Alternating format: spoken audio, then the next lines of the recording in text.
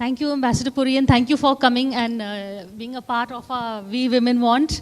In fact, we've had many conversations with you, but today I'm very happy because the first time we met you, I think your book had just come out, Swallowing the Sun. But in that very short time, I think it's made the list of national bestsellers. It's got a lot of critical acclaim for a debut novel. It's I must tell all of you also the book is available outside. In fact, those of you who want to buy it, and hopefully we'll get the ambassador to sign it also. The book is actually set against the independence backdrop, and those who know her will know her character is really there because it is a very feminist comment. It's a very feisty book. The protagonist of the book, Malti, and her sister, they push boundaries, they push patriarchy, they push societal norms to make a point, and it's a love story also, I think drawn from letters of her parents. But why am I talking? You tell us about the book first. But before that, I also want to tell you she's the first woman assistant UN Secretary General, and she was also the youngest IFS entrant, and she topped her class. But first, tell us about the book. Thank you. Priya, it's a wonderful gathering that I'm part of. I was listening to the panels before me. Such powerful women, such role models for this generation of young people and young women, both men and women who need to be feminists, both men and women. I want to emphasize that. So thank you for calling me. And yes, I'm very pleased that my book has won so much love from both young women and men. It is, at its heart, a women's empowerment novel, a feminist tract, but it's also an epic love story, a grand romance of a kind which I have been told has not been written in recent times. It is historical fiction, but it is so much also contemporary because it is about a confluence of the reimagining of India. In fact, imagining of India at that time, during the freedom struggle, young people were trying to imagine India from the larger concept of Bharatvarsh as a free India, and that free India, what would it be? How to get to that freedom destination. That was their passion, that was their commitment. So it was that. And then there was a civilizational reawakening, as is happening right now. And the confidence at a time when they were under colonial rule. And then the third thing was the cultural efflorescence that was happening too. And in my book, I particularly draw upon the Marathi cultural renaissance that was happening at that time. So in so many ways, and then today we are looking at reinventing India, taking India on the path of greatness, 2047 developed country goal. So I think for young people today, it would be, and it is, therefore resonating with them. It is something that coming of age story, family saga, and it is also what my dear friend Malashri Lal, her poetic exhortation, may you honor your ancestors whose genes sleep deep within you, those who fought for freedom and kinship for little women, and I would say little men, such as you. So it's that spirit.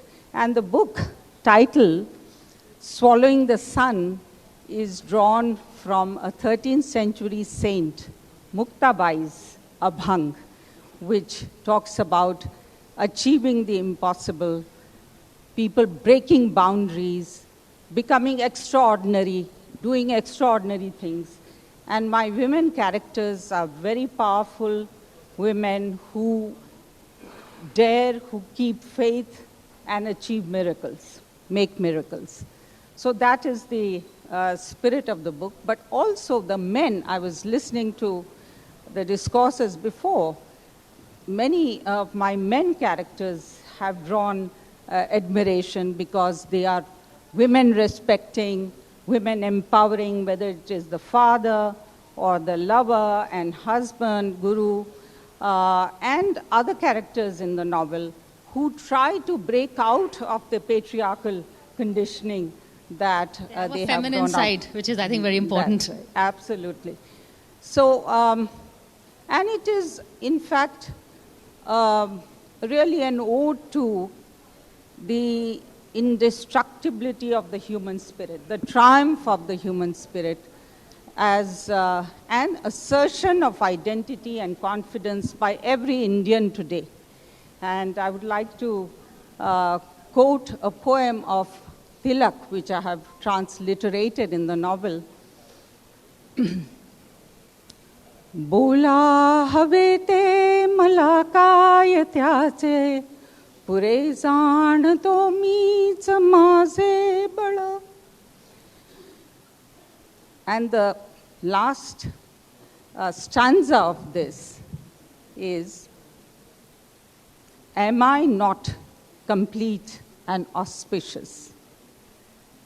The purpose of God's creation felicitous. It matters not to me what is your opinion.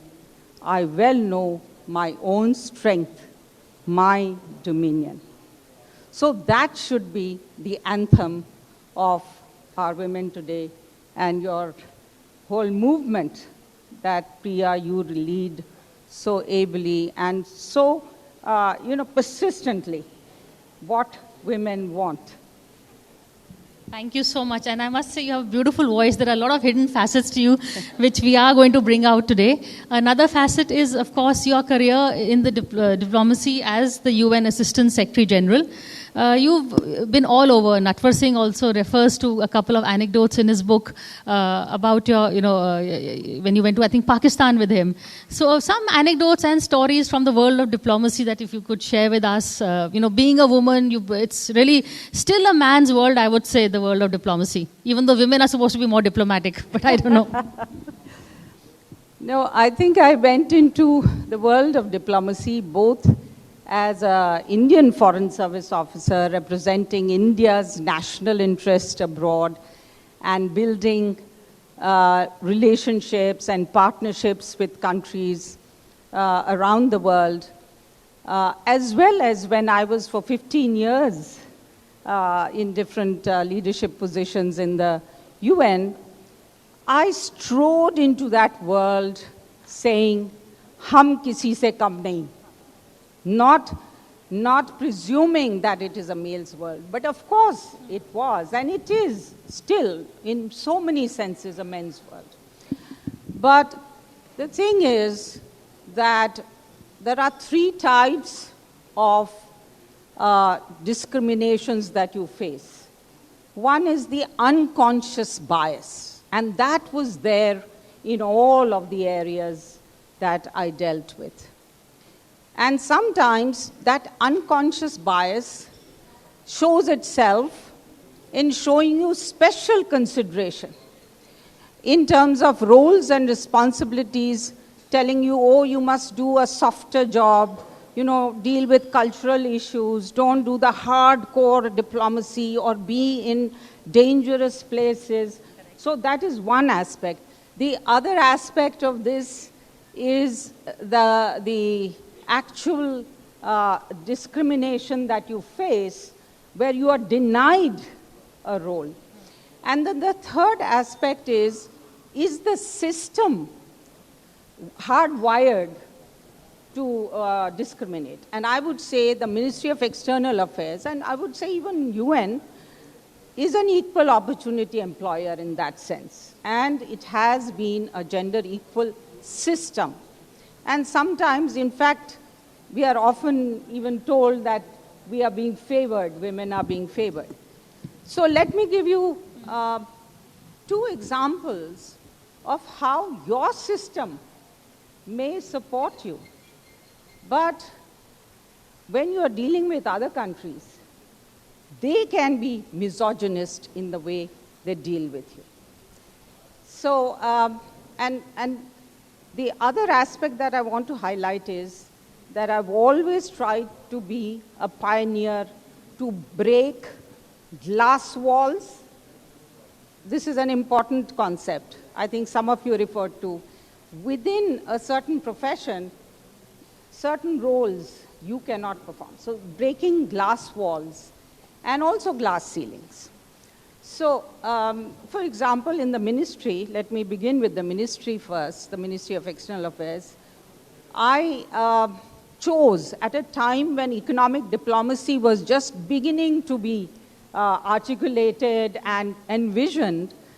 I chose to be there instead of some of the other bilateral territorial divisions. And I came under considerable, in a sense of marginalization was being forced upon me. And I fought back.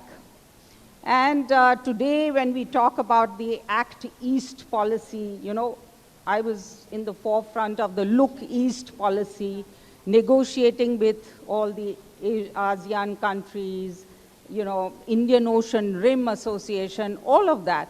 But at that time, everybody looked down on it. And of course, the more because a woman was dealing with it. But today, many of the seeds that I sowed have now come to fruition, and that gives me a lot of satisfaction. Now, coming to the story about Pakistan and Sri Lanka, these are the two. So I was Under Secretary Pakistan, and at a time when President Zia was had just taken power, and he had taken a number of anti-women steps, including dress, that women can't do this, women can't do that. And then, of course, the government of India, at that time Prime Minister Indira Gandhi was the Prime Minister, and Narasimha Rao was the Foreign Minister, decided in their wisdom that they will have an Under-Secretary dealing with Pakistan who's a woman. And I was, by the way, known as a hawk. I see. So and then we went on this path-breaking Jatha, Sikh Jatha, 13-member Sikh Jatha for the first time. It was a diplomatic breakthrough. There was a thaw happening in our relations. And we went there. We were in Nankana Sahib. And the military secretary came with a list of people who are to meet General Zia with the Jatha. And my name wasn't there. So Natwar Singh ji, who was the ambassador, turned around and said, "Inka naam kyun nahi hai? Ye to liaison officer hai." So they said, "Jananiyan nahi aa sakti hain." So he said, "Nahi, ye mere saath aayenge." So we went, and in his car, so literally I gate crashed into General Zia's meeting. And we were all standing in a line. He came out, and he did Jaffi Pappi to every Jathedar who was standing there. And when he came to me, he was a little taken aback. But, polite man, so he did an adab like this.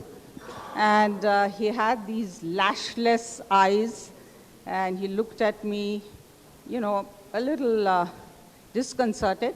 But then quietly went and sat down, and their conversation started, and I started taking notes. What are they saying? It was a very political moment, a politically potent moment. Because remember, after this, a few years later, we had this big, blowout in Punjab, and Pakistan was trying to foment Sikh separatism. So within 10 minutes, a bearer came and said to me, "Aapko Begum Sahiba yaad kar rahi hain." And on the other side of the lawn, Begum Zia was sitting with tea and all that laid out, and I was escorted. So women have chai while men do all the work. So that was one. Then in Sri Lanka, because I had a very high profile interaction with Sri Lanka in the Human Rights Commission ahead of our intervention in the ethnic crisis in the Indo-Sri Lanka peace agreement. When I landed up in Sri Lanka as a diplomat, they tried to attack me in the newspapers. It was a very tense period in India-Sri Lanka relations.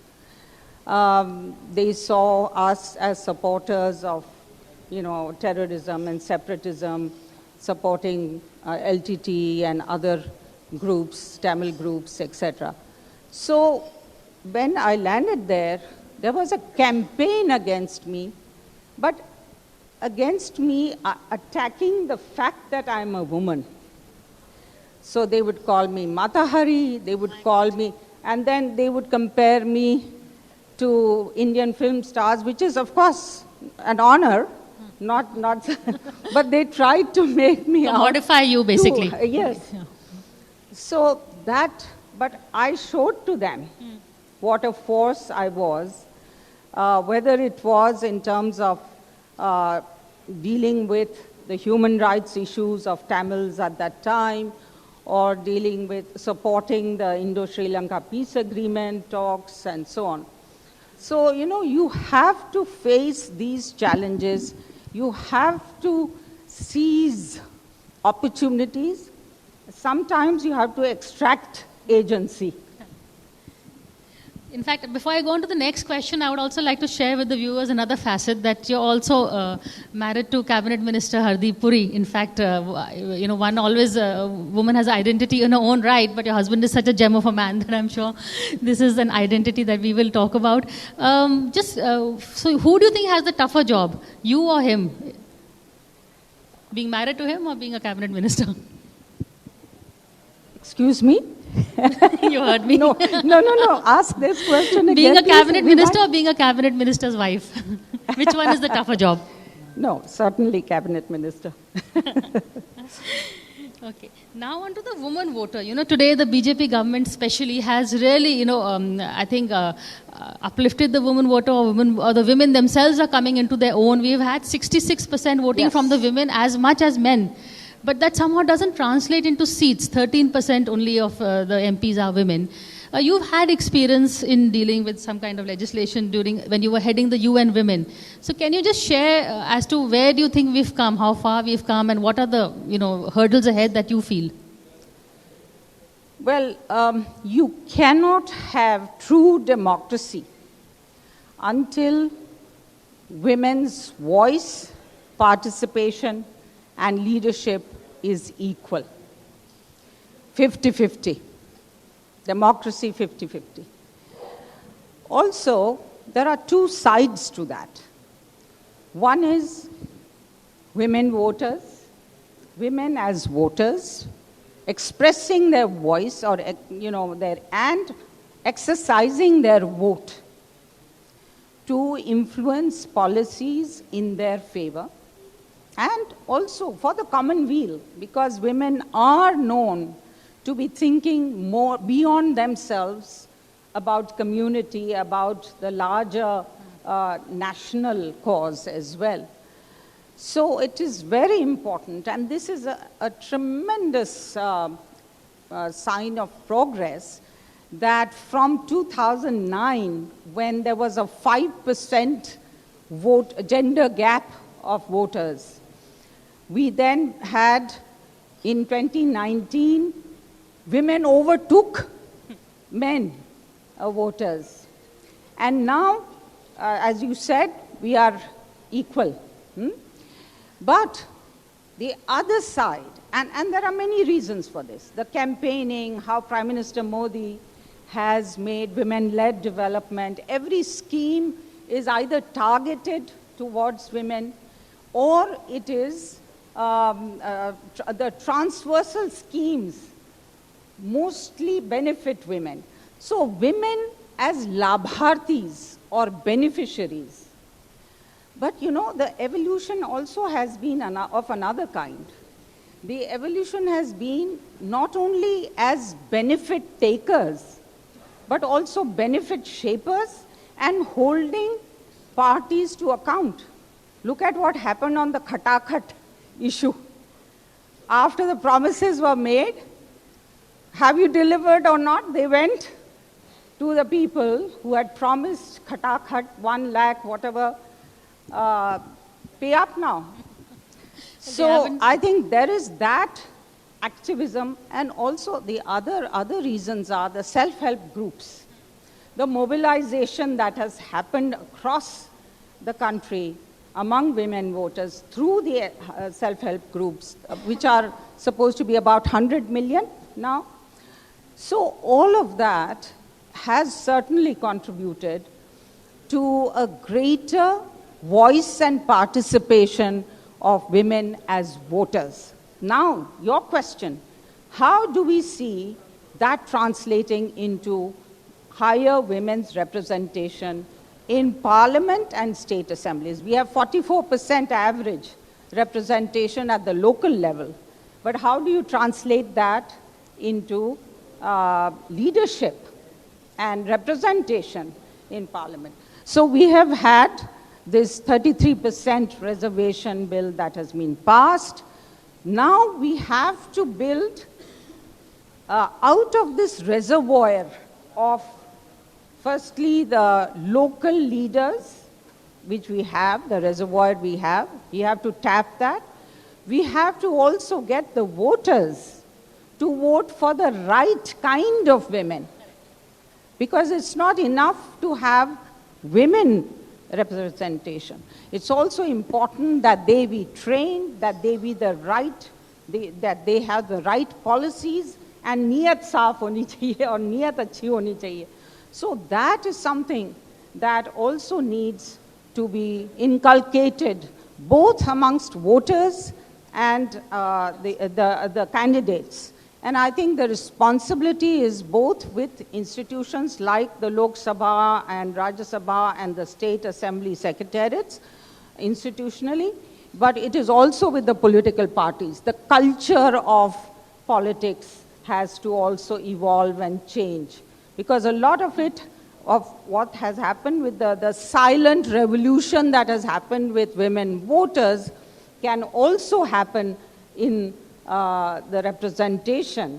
And you know, I think the principle that you cannot, that 500 men cannot represent women as well as one woman can represent all women. And we are waiting to see who that one woman is going to be. But this quick last question, is the book going to be made into an OTT? Because we just have, I mean, this is the right forum for it. You know, we have enough experts here, and no, certainly, what next? Certainly talks are going on. And of course, I'm very much hoping that it will be taken up as a web series. It is an epic saga.